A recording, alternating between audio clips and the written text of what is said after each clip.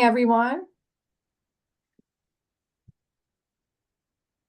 Welcome to today's webinar. Thanks so much for being here.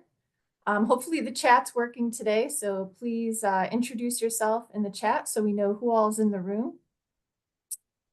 My name's Jess Coonan. I'm a resilience specialist with New York Sea Grant, and I'll be facilitating today's presentation along with the Ashokan Watershed Stream Management Program, who you'll hear more from in a minute. So New York Sea Grant is a federal academic partnership between NOAA, Cornell University, and SUNY in New York State. We are one of 34 university-based programs under NOAA's National Sea Grant Program, and we function as a statewide network of research, education, and extension services supporting New York's coastal communities. So I'm located in Kingston, New York, and I serve the 10 counties that border the tidal Hudson River within the Hudson Estuary Watershed. And I want to give special thanks to some of our collaborators for today's webinar, Paul Malmros, Kathy Nolan, and Mary McNamara, who all serve as individual members of the Ashokan Release Working Group. So a little context for today. In January, we were fortunate to host a webinar with Dr. Art DeGaetano from the Northeast Regional Climate Center about extreme precipitation for the region, how it's calculated, the trends he and his team have been observing in their research over the past decade or so, and a case study on how these projections are being used in management decisions in the Delaware River Basin.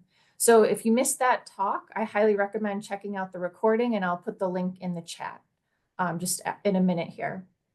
And so this is an important area of research to highlight because our region has experienced increases in total precipitation and heavy precipitation events, and these trends will continue through the end of the century. So it's a problem for our communities because heavy rain leads to more flooding. So one of the many great questions that came up during the Q&A was, how well do the projected increases in rainfall intensity translate to increases in stream flow? And the answer is that it's a complicated relationship. It's not a straight one-to-one.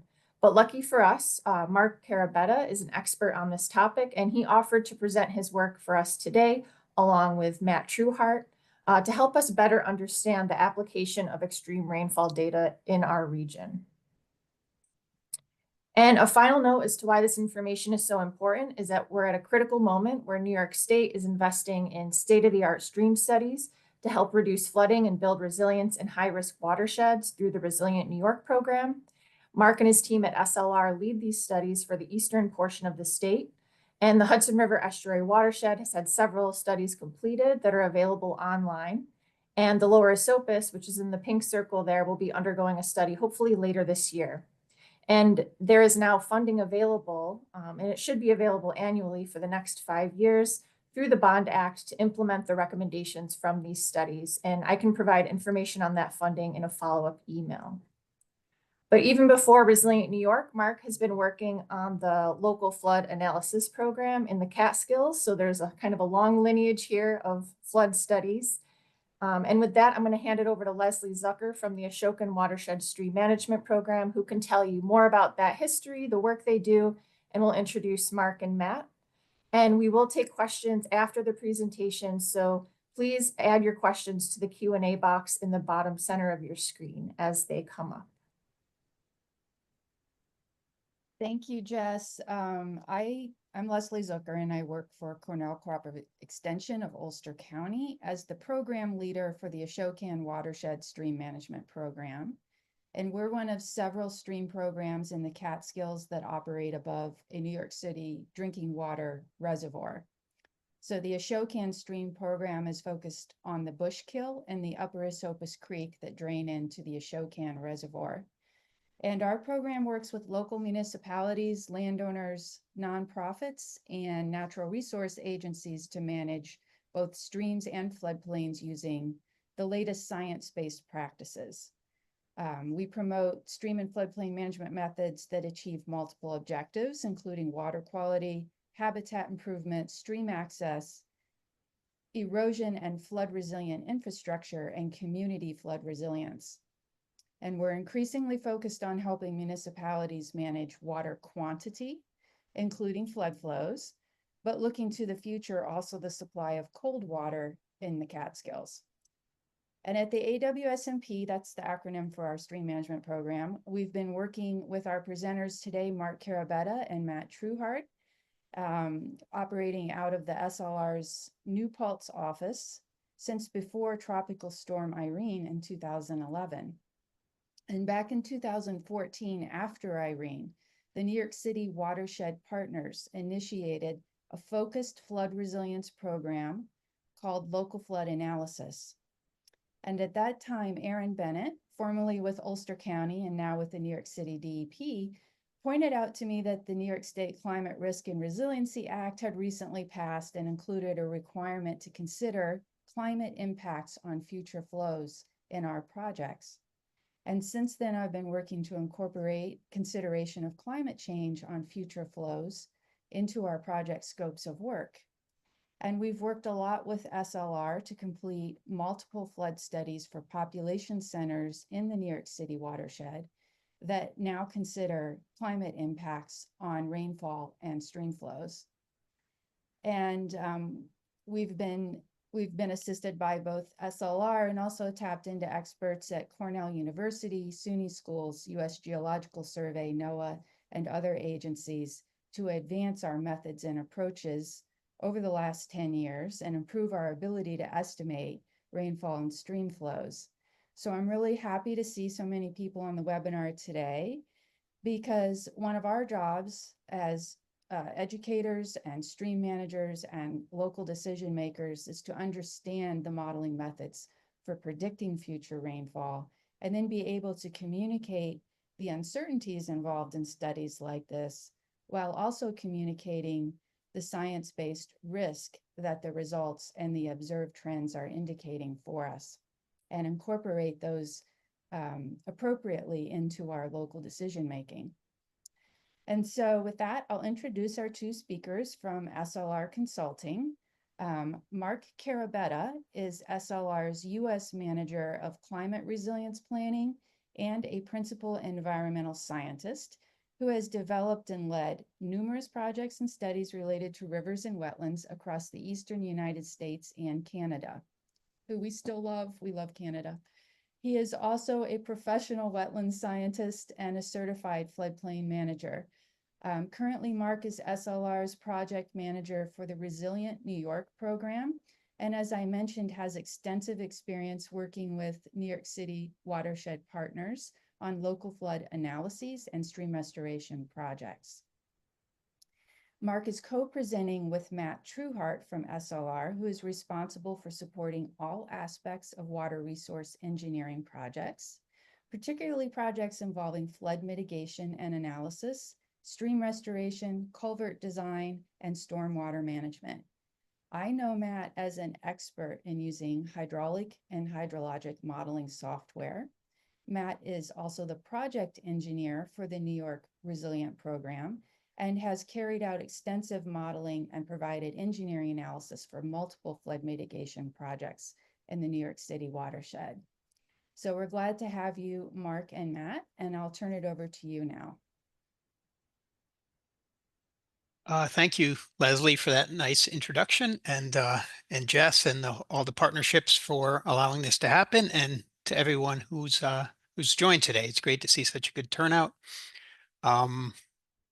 Jess or Leslie, is my screen sharing right now? Did it come back? Okay, great. All right, well, we could jump right into the presentation, which our title is Translating Future Rainfall Intensity and Duration to Streamflow. And as Jess described, this came out of Art DiGaetano's good work, and us sort of pondering that question of how the future rainfall intensity and duration and then streamflow relate to one another. But really, so that's part of our what we'll be discussing today. But I think what we really want to emphasize is how that information then gets used in projects, in helping communities assess risk, and how we use that information to design our projects.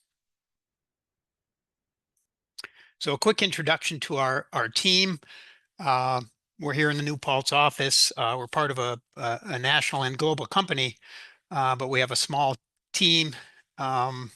in New Paltz, and all of us here have some sort of water-related expertise. We're water resources scientists, wetland scientists, geologists, water resources engineers, and not just by training. We're all either fishers or canoeists or swimmers, or in one way or another enjoy being in rivers and wetlands and exploring them.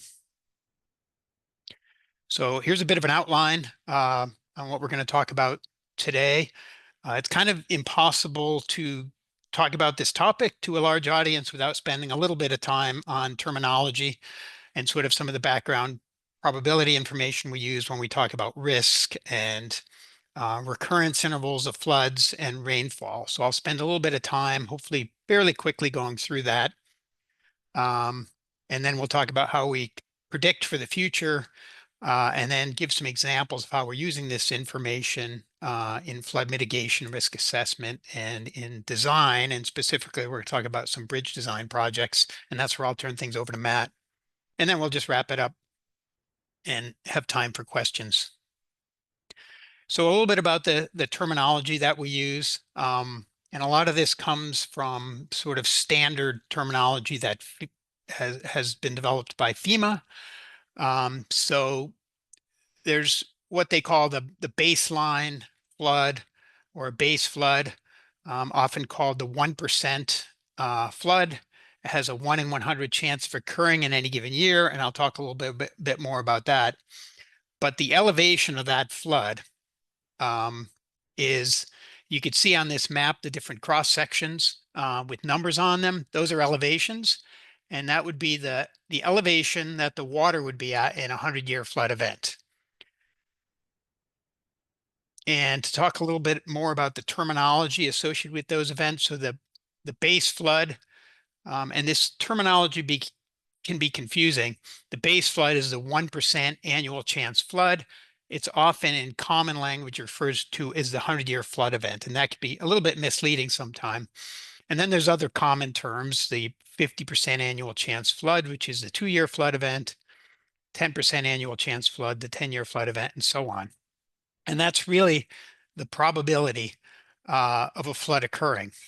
In the map on the right, those are the different zones. If you're familiar with FEMA's flood insurance rate maps, the blue area is the area that would be expected to be inundated by the 100-year flood event.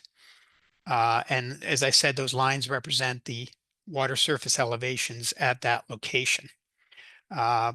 There's sometimes confusion calling it the 100-year flood event, because there's sort of a sense like, well, it happened 5 years ago, therefore we've got another 95 years before it happens again. And it doesn't work that way. If you think about when you roll a die and it comes up a 4, like you see on the screen there, and then you roll it again, the chances are still 1 in 6, right? There's 6 sides on the dice, on the die. There's a 1 in 6 chance that it's going to come up a 4. Doesn't really matter if you rolled 3 4s in a row, there's still a 1 in 6 chance. So the same is true of the flood. Just because we had one recently doesn't mean we're not going to get another one.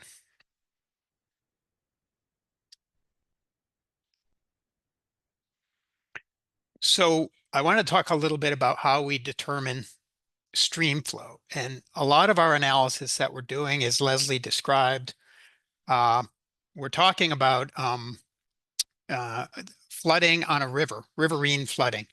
So most of the time we're using, when we talk about the 100-year flood or recurrence interval, we're talking about stream flow, and we're not talking about rainfall. And I'll talk about that distinction. And there's various ways of determining stream flow and coming up with probability surrounding stream flow. And I've kind of listed them here in the order of preference when we approach our projects. What's the ideal way to analyze stream flow? And I'll step through those one at a time. And by stream flow, what I mean is the volume of water per unit time that's passing a given point in the river. We typically measure stream flow as cubic feet per second. So you can imagine a cubic foot of water, so a box that's a cubic foot, passing a given point in the river each second. So when we talk about, you know, a 10,000 CFS flow event, that means 10,000 cubic feet of water are passing a given point in the river at that time. And often when we talk about flood analysis, we're talking about peak flow events. So during a flood, the water level, the volume of water sort of increases and then peaks at some point during the flood and then drops off again. So we're talking about that peak volume of water passing a given point in the river. So this example is we picked a point on the Boquete River, which is up, it flows out of the Eastern Adirondacks down into Lake Champlain. And this is a location that has a USGS stream gauging station that's been there for approximately 100 years. And on this graph, you could see the years across the bottom axis and the volume of water in CFS on the horizontal axis. And for each year, it looks like there's a little gap in the middle, but for most years, the gauge has recorded the peak flow that occurred at gauging station. And this is the information we use to do a calculation of probability or the recurrence intervals of the volume of different floods that will occur. And 100 years of gauge data is a very nice thing to have, and we don't often have that. This is a good example. There are some gauges, I know the one in Prattsville, for example, and others have been there for 100 years or more. And that's a wonderful period of record to have. But if you think about it, we're trying to predict the frequency of a 100-year flood event with only 100 years of data. Really, ideally, you'd have a lot more than that. But realistically, that's when stream gauges started to be installed in some of our streams.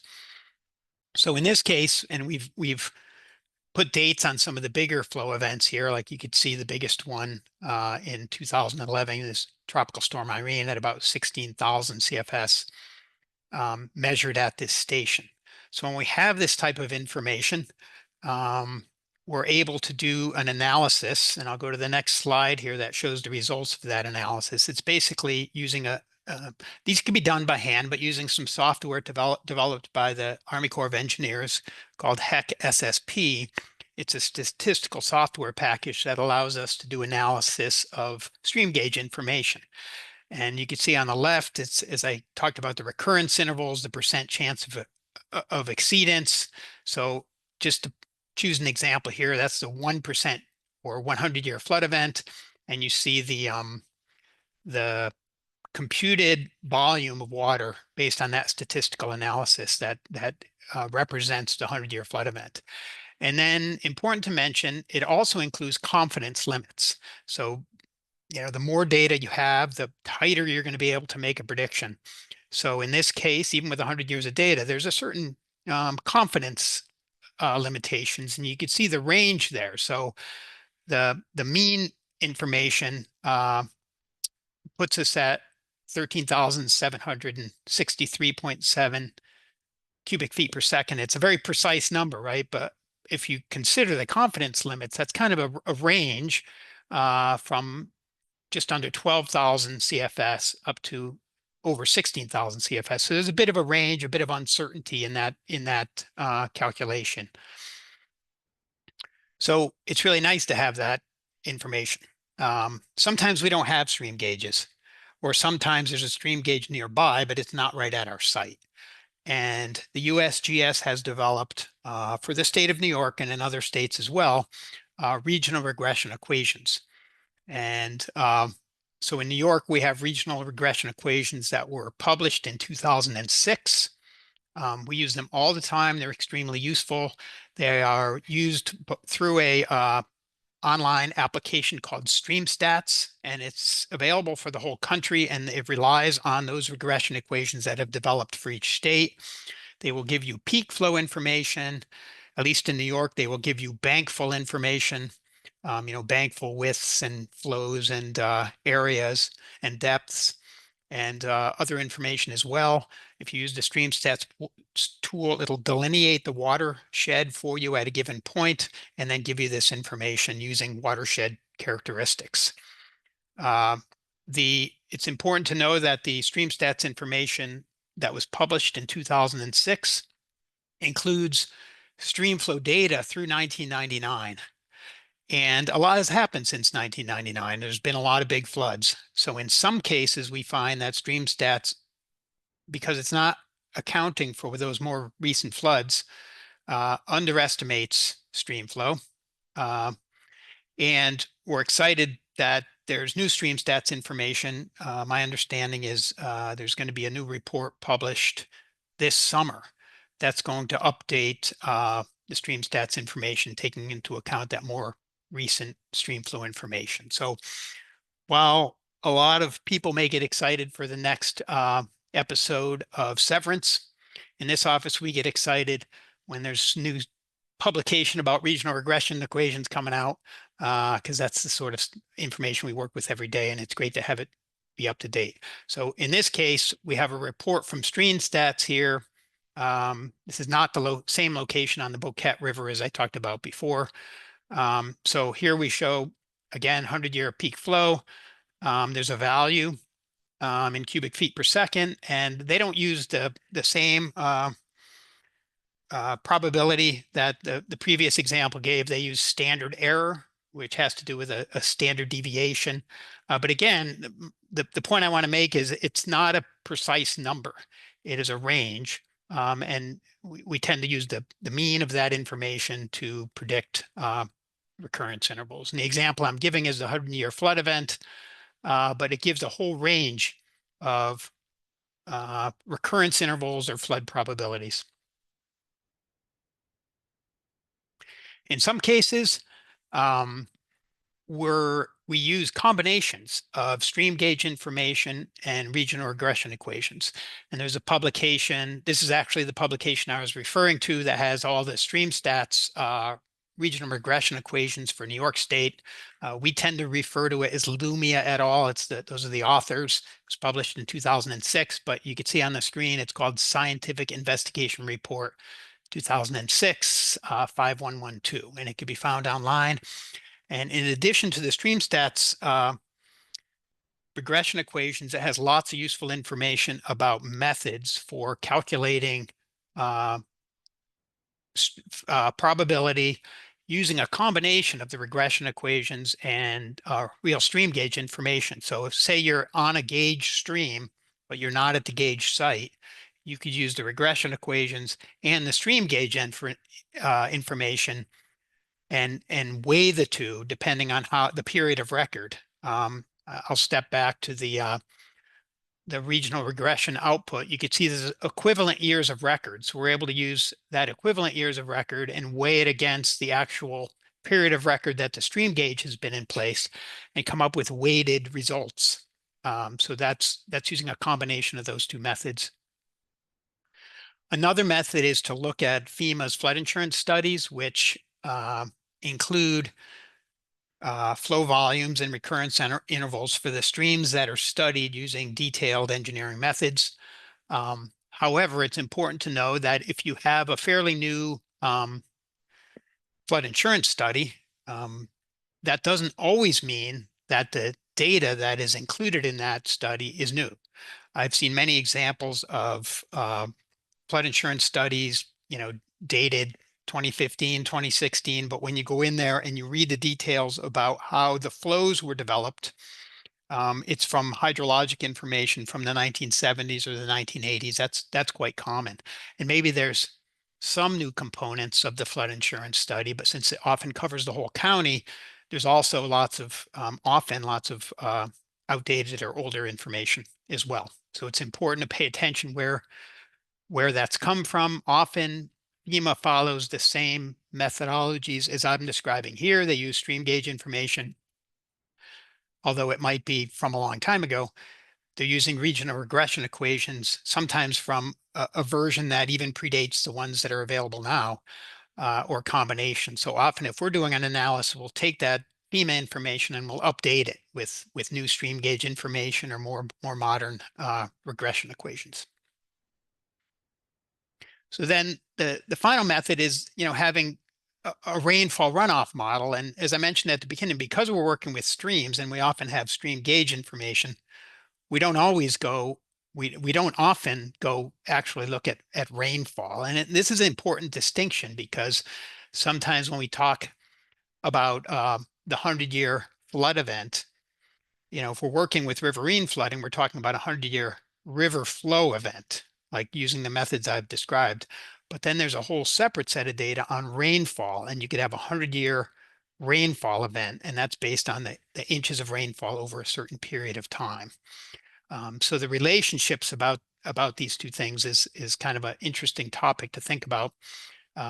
We sometimes use rainfall if we need to build a hydrologic model, if we're studying sort of stormwater systems, if we're looking at pluvial flooding as opposed to riverine flooding. We'll use hydrologic models and use rainfall data. And there's some other examples as well, rain on grid models. But most of the time we're using Streamflow. So let's talk a little bit about rainfall and what, and this is where we sort of start to pick up on where Dr. Art DiGaetano left off on the extreme precipitation information he presented last time. So a tool we often use if we need to evaluate rainfall is NOAA Atlas 14, and there's some other applications as well out of Cornell. But so I just chose Catskill, New York as a location to give it as an example. On the bottom left there, you see the NOAA Atlas 14 publication. It's a little different for different parts of the country. You can see that one there is for the Northeast. And they're updated from time to time with new data. And you could see in the table on the right a 24-hour, 100-year rainfall event in Catskill, New York. If you take the mean of the information is 7.27 inches, and then you see under that in parentheses there are confidence intervals, similar to with Streamflow, where it's not although we present it as sort of the mean of the data, it actually represents a range depending on the confidence.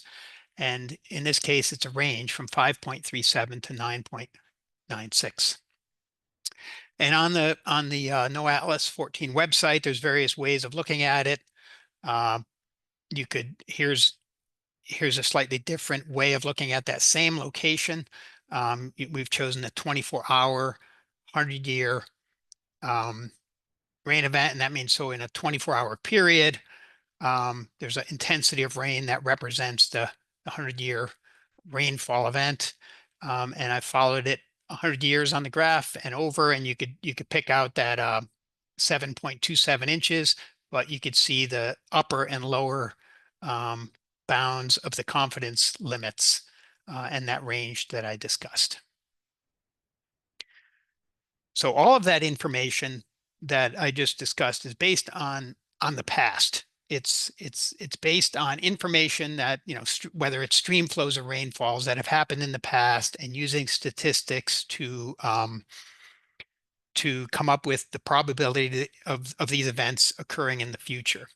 And that assumes sort of a static climate, and nothing is changing. And that what's happened in the past is going to continue to happen sort of in a similar fashion in the future. And we know that with an increase in greenhouse gases in our atmosphere, the ability of the atmosphere to hold more moisture, that is not the case, that things are changing, and we can't expect the future to look like the past. So why do we need to consider future flows when we do analysis? Well, there's the Community Risk and Resiliency Act, which was enacted in 2014 by the state of New York. There's the Climate Leadership and Community Protection Act, which amended that first act in 2019. So those acts require consideration of future physical climate risk, and there's guidance documents that give guidance on how to do that. And that's for state-funded projects. That's to get permitting approvals. You must take these things into consideration. But there's also responsible planning and design. We know the climate is changing, and as part of, just like there's other components of responsible design. Responsible design now includes consideration of future climate risk. So whether it's enacted in the state code or not, it simply represents responsible planning and design and needs to be taken into account. So let's talk a little bit about the guidance that we get from the state when we look at river flows. How do we, as I said, it's based on analysis of past data. So how do we start to consider what the future will look like? The state has provided the guidance, and the document in the middle on my screen there is it could be found online, and gives guidance for how we start to estimate future flows. And the USGS has developed a tool. We call it the Future Flows Explorer, but the document on the left kind of gives a lot of detail on how that tool works. And basically, it works as it's linked to the stream stats and to the regional regression equations. And when you click on a location on the stream, it'll delineate the watershed, same as stream stats. It'll predict your flows for you, but then it modifies the stream stats regression parameters based on projected future mean annual runoff or mean annual precipitation, and gives you future stream flow predictions based on those changes. However, it does not account for projected changes in individual storm intensity. So it's a useful tool to use. It's great statewide guidance, and but there's always room for better science where better information is available.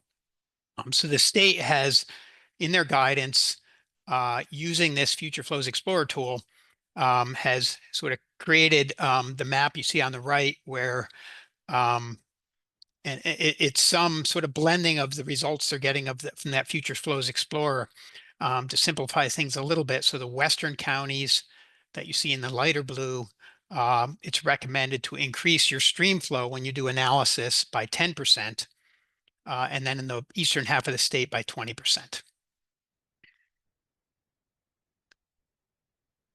So as Leslie mentioned at the beginning, we're doing lots of analysis, flood analysis, across the eastern half of the state, under the Resilient New York program, which is a program of the DEC, to make the state more resilient to flooding and climate change.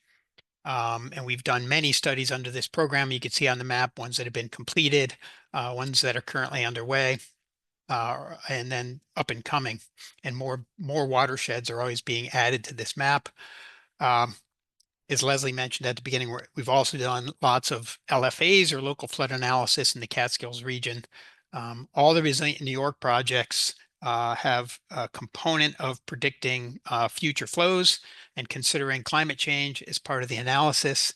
And as Leslie mentioned, and with Aaron Bennett, there was a decision a few years back for the LFAs. They didn't always include that component, but the last several that we've done have included that component, and we're continuing to update that process as we go along with LFAs. So what we wanted to share here is some examples from the Catskills region of New York State, where our team has implemented a 4-step process to estimate future peak flow and evaluate flood risk, using the information that was presented last time by Art DiCatano, and using what we feel is because we have these information available to us, goes a bit deeper than increasing the stream flow by 20% in these regions in the eastern half of the state, kind of looking at it on a more site-specific basis. And I'm going to step through that process. So if you're not familiar with the state of New York, this is the physiographic regions of the state. And the area I'll be talking about is in the Catskill Mountains, which you see here highlighted on the screen. So the approach we used is a 4-step process where we're starting with the IDF curves, the intensity, duration, frequency curves that were developed by the Northeast Regional Climate Center at Cornell and discussed last time in detail by Art DiCatano. So we take those IDF curves, which gives us that projected precipitation intensity and duration, and we're we were able to acquire hydrologic models for two regions in the Catskills. One of them is the Ashokan watershed, which is Esopus Creek flowing down to the Ashokan Reservoir, and the second is the Schoharie Creek watershed as it flows to the Schoharie Reservoir. These are watershed hydrologic models or rainfall runoff models that allow us to input rainfall information and determine stream flow. So that's the second step. The third step, we acquired hydraulic models that were part of the FEMA flood insurance study for those regions. And hydraulic models allow us, so this is HEC-RAS, the hydrologic models are HEC-HMS, and the hydraulic models are HEC-RAS. These are Army Corps of Engineers modeling products, publicly available. But the models themselves were developed for these two watersheds. So the hydraulic model allows us to, using that stream flow information, determine water surface elevations along the water courses in those watersheds. And then as the fourth step, we determine flood depth and flood extent using GIS mapping GIS mapping using LiDAR topography. So we're able to map the flood depth and extent. And I'm going to walk us through a few examples of this application. Just stopping here quickly for another definition. So, and I think Art talked about this last time. When we talk about future scenarios, a lot depends on greenhouse gas concentration. So there are these different pathways called representative concentration pathways, or RCPs. These are sometimes referred to as, more recently, as shared socioeconomic pathways, or SSPs. And they represent different scenarios going forward in time based on concentrations of greenhouse gases. A lot of the analysis we're doing here uses two pathways, the RCP 4.5, which is a more modest scenario. It's what typically we've been using. The RCP 8.5 is a more extreme scenario. I'd be interested in hearing people's opinions on which one we should be using now. I think we may have missed our opportunity to stay on the 4.5, but that's I guess that's still playing out. So stepping back through these, this is some of the information Art presented last time. So we go to the Northeast Regional Climate Center. We're able to download information on those rainfall intensity curves. You can see some examples of it here. We're able to choose a RCP. You can see here you could choose the 8.5 or the 4.5. You could choose a return period. We've chosen 100-year and a different time period into the future. And the output is a IDF curve, and it's basically relates the intensity of rainfall with its duration and its frequency of occurrence. I know this graphic's a little hard to see here, but it basically also gives you a range. It gives you a mean, which is the dark line, and then the 90th and 10th percentile range, similar to what we talked about with rainfall in the past or stream flow. These are the two watersheds I mentioned, and these are snapshots of the two HEC-HMS hydrologic models, the one on the left for the Schoharie watershed and the one on the right for the upper Esopus or Ashokan reservoir watershed.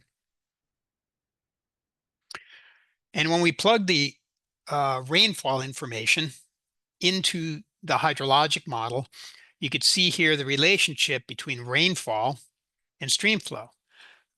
So if we take, for example, the 10-year rainfall event of somewhere between 4 and 5 inches, and then you can go over and see what that represents in stream flow at one location in the watershed. So it's important to emphasize this isn't for everywhere. This is for one location we picked right on Stony Clove Creek, which is in the Ashokan watershed, right at the Greene and Ulster County line. And then, so this is using current data. Then we could add RCP 4.5. So you could see the 50-year rainfall amount has jumped up, and the amount of stream flow that represents has jumped up, and same with the 100-year event. And we could look at the percent change that represents. So for the 50-year flood event in the RCP 4.5, there's a 10.3% increase in rainfall compared to current conditions, and that represents a 19.2% increase in stream flow. And we could look at the same thing for the 100-year recurrence interval. A 13% increase in rainfall represents a 22.9% increase in stream flow. Again, that's for one location in the watershed. It will vary depending on where else you go in the watershed. And if you ran this for a different watershed, you'd likely see different results.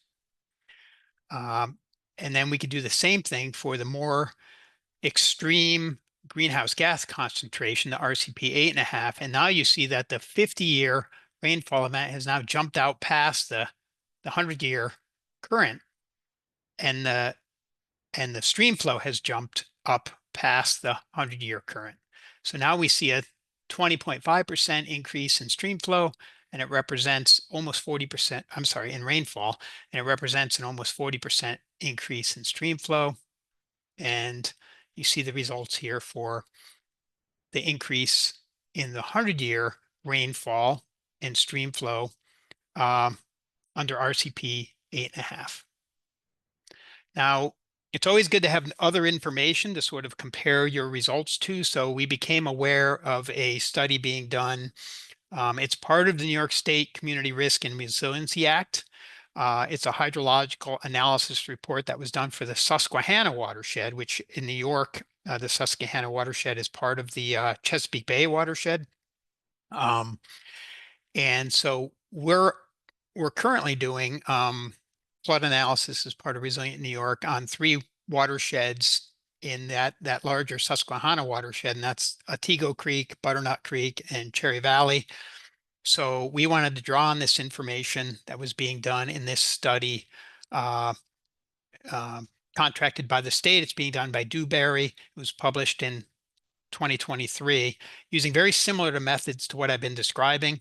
Rather than using rainfall intensity curves from the Northeast Regional Climate Center, it draws on the Chesapeake Bay watershed. There's a mid-Atlantic IDF curves that are similar to what I described, and that's what was used here.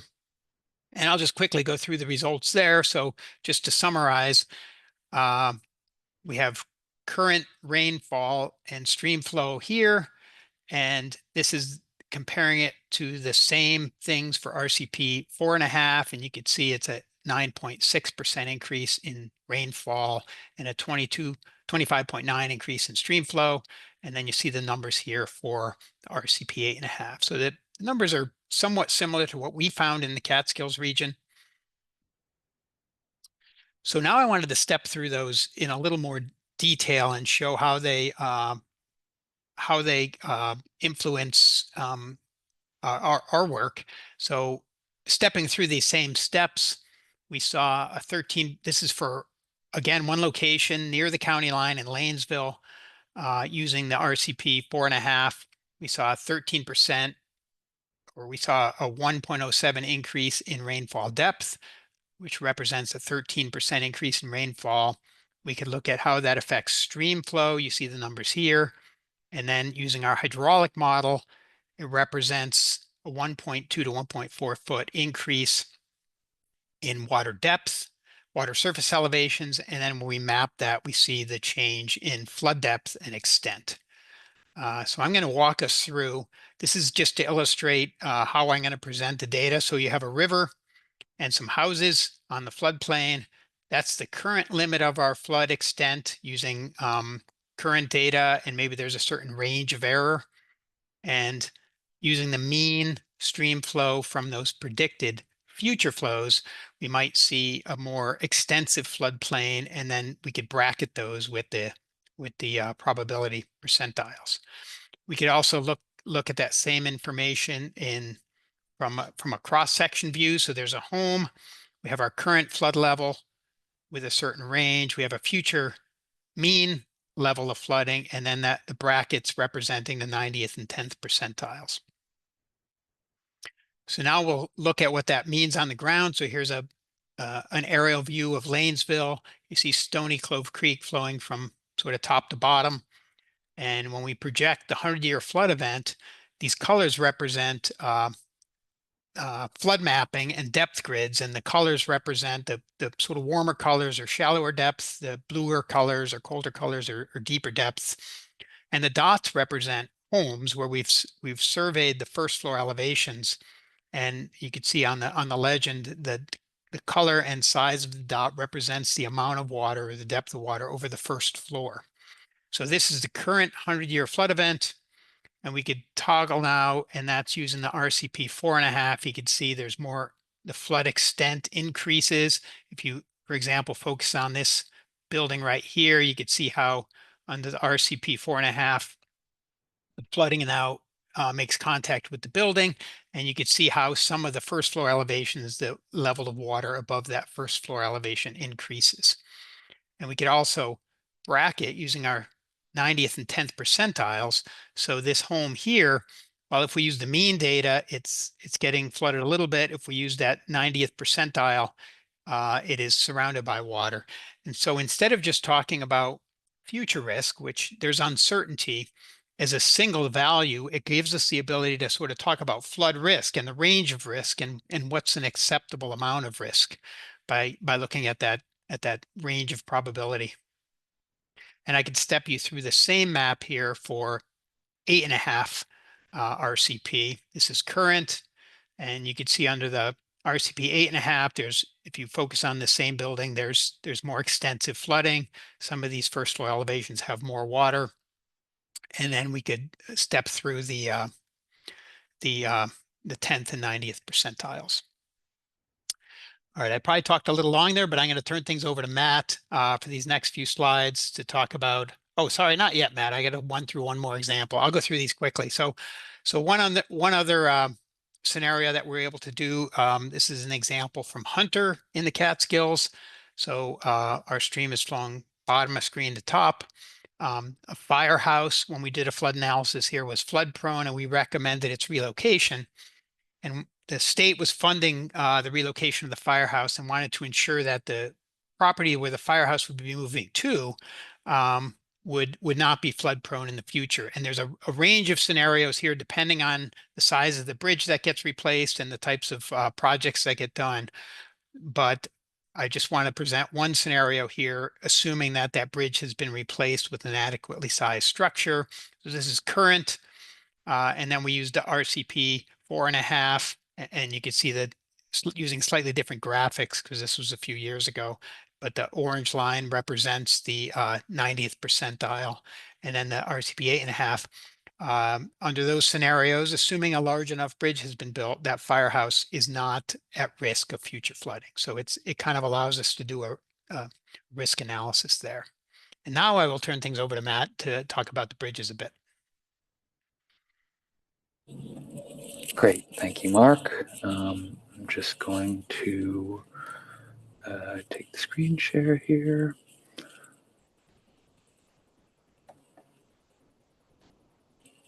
All right. So just to briefly talk about how this applies when we're talking about bridge design. So in the this is a longitudinal profile of a bridge site in the Catskills. This is something that we are working on, although I did sort of set up the model in sort of a contrived way to illustrate this example. So what we're looking for is 2 feet of freeboard above the 50-year flood, and that's a New York State DOT design standard for the future. The future 50-year flood needs 2 feet of freeboard, which means the water surface elevation at the bridge has to be at least 2 feet below the bottom of the bridge in that event. And then in the projected future 100-year flood, the bridge needs to not be impacted by floodwaters. So you can see the bridge here in the gray rectangle sort of in the center, and then we've got our water surface and then the ground underneath. And this is for a current 50-year flood with a sort of hypothetical bridge replacement shown there. And so using kind of the same graphics Mark was using, if we have our mean of the RCP 4.5, the squares on this graph are 1 foot. So you can see in that case, we would still be meeting that freeboard standard. But when we look at the ranges on that, we can see that if that 90th percentile projection for the RCP 4.5 bears out, this particular bridge would not meet that standard. If we look at the 8.5 scenario of the mean, it's sort of marginal to have that amount of freeboard, and then certainly in the 90th percentile, you are not meeting that standard. And when we talk about the 100-year flood, it's sort of a similar idea here, where if we're designing for the mean of the RCP 4.5, then this bridge is adequate. But you get much more than that into the 90th percentile of that RCP 4.5, and now your bridge is impacted, and you causing additional backwater flooding for at least 400 feet upstream in a developed area. And then just again, the 8.5 here, I would say this is very marginal as far as clearing this flood. Much more than the mean of the RCP 8.5. If that is how things go, then you're in trouble once again there with not just failing to meet the hydraulic design standard, but there are obviously implications for flood hazard for the surrounding areas. They can depend on how this is all designed, and so you can sort of see, as Mark was getting at, you can sort of use this to assess the level of risk, and how much risk you're willing to take on. Maybe how critical is a certain roadway, and how much is affected by it, and things like that. So I will turn it back to Mark to wrap us up here.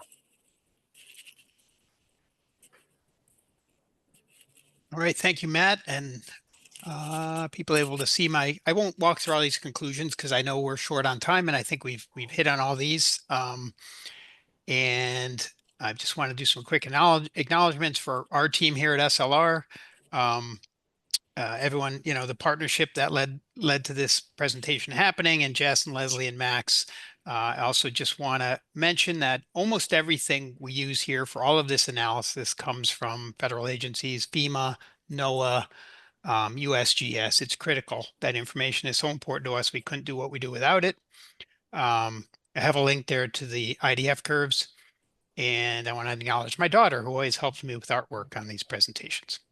And I think that we could end it at that.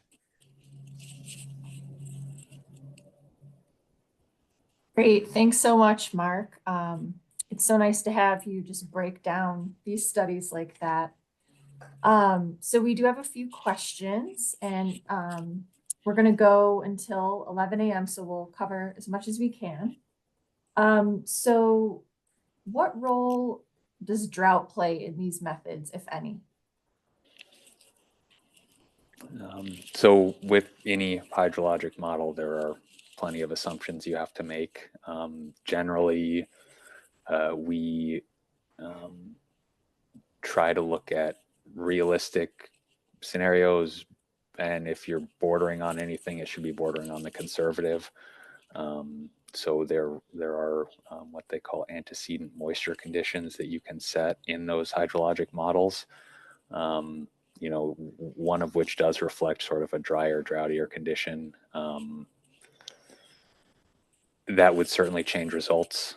I think there are some other assumptions about stationarity of watershed characteristics, like forest cover, where in the Catskill Park you can, that's reasonable. Where maybe other areas of the state you can't assume that, a bunch of forest might not get turned to development or something like that.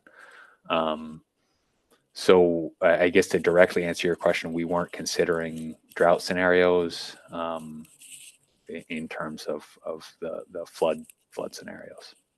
One thing I would add, since we were talking about the probability of like a 100-year rainfall event and a 100-year stream flow event,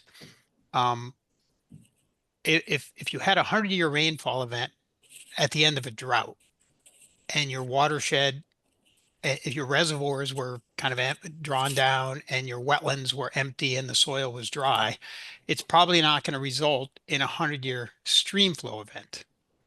But if you got a 100-year rainfall event, but you had a rainstorm last week and your wetlands are saturated, your reservoirs are full, the soil's wet, that's going to result in a lot more runoff, and maybe you'll exceed your 100-year stream flow event. So the relationship between those two things is really interesting, and that's part of why we wanted to explore this relationship. Great, thank you. And then another thing you touched on that might affect the models that we had some questions about was rainfall intensity and how it's included or not included. So can you just talk a little bit about like what it is and yeah, some factors to consider with that? Yeah, so Go ahead, Matt. well, there are a couple ways. There's sort of, when you say, okay, 10 inches of rain fell over 24 hours, obviously it wasn't just steadily falling. There's going to be a distribution to that. So there are sort of the standard SCS curves for rainfall distribution. And that is used in the Ashokan watershed hydrologic model. And then there's this sort of, I guess you would say, more site-specific hyetograph curves you can develop based on the entire sort of suite of NOAA Atlas 14 data for a site. That sort of ensures that that rainfall over time distribution curve plots through all of the various 1 hour, 2 hour, up to your 24-hour duration on the curve. So that at the end of the day, there are big assumptions, and every storm moves through differently. And you can get one of those cells that just sits over a valley for 6 hours, and doesn't move through, and that's going to totally change things. And in that NOAA Atlas 14, I mean, we wanted to look at the 100-year, 24-hour duration rainfall event, but that in that NOAA Atlas 14 tool and in the prediction of the IDF curves, you could look at the 4-hour, 10-year rainfall, any combination of intensity and duration, and recurrence interval, and look at what the statistical depth of rain is. So we just choose a few to run it all the way through the hydrologic model, and look at stream flow. Great. So we have a resident of Phoenicia who wanted to know what you guys recommend, where they can accurately access information on how much rainfall has fallen, and then combined with the level of Esopus, just for like their own, planning and evacuation purposes. So there are the Northeast River Prediction Center. I'm gonna get that wrong, but they're let's see if I can find the link and maybe drop it in the chat or something. Northeast River Forecast Center is what it's called. If you can Google that, there are projections for Esopus Creek in Boyceville with some associated things. So it'll project out discharge, a few days into the future, and what if they're predicting a flood stage, moderate flood, major flood, and maybe what various levels mean in terms of what landmarks you would recognize are inundated, which roadways, and things like that. So that's not available on every river, but in that particular case, that I would say that's your best bet to get a sense of predictions for what Esopus Creek is going to be doing going forward. And I think Ethan Ely just posted it in the chat. Oh, great. Ethan's part of SLR. Awesome. So we are at 11. And just want to say thanks again so much for Mark and Matt and Max and Leslie for helping us today. And yeah, we'll have a survey once you exit out, and please help us determine the next topic for these talks. So thanks everyone for being here. Have a great weekend. We really appreciate it. Thanks, everyone. Thank you.